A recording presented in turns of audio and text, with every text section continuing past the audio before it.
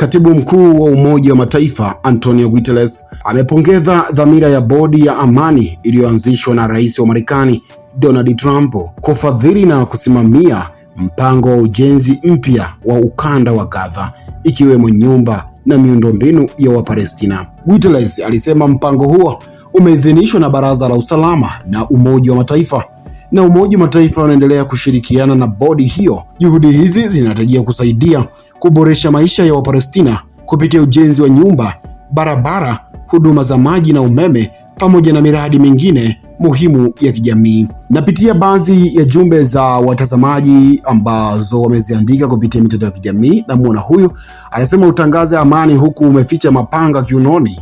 Asante sana kwa maoni yako. Mwingine anasema Umoja wa Mataifa unayumba yumba, ulipoteza mvuto wa muda mrefu sana. Mwingine huyu anasema dunia ya kufuata sheria ya kimataifa na miiko na maadili ya kijamii imefikia mwisho na tunaingia kipindi ambacho nguvu itaamua zaidi, sio diplomasia tena. Dunia ilianza 2012 na Putin alikuwa mtu wa kwanza kuwafundisha namna dunia mpya itakuwa. Leo ni 2026.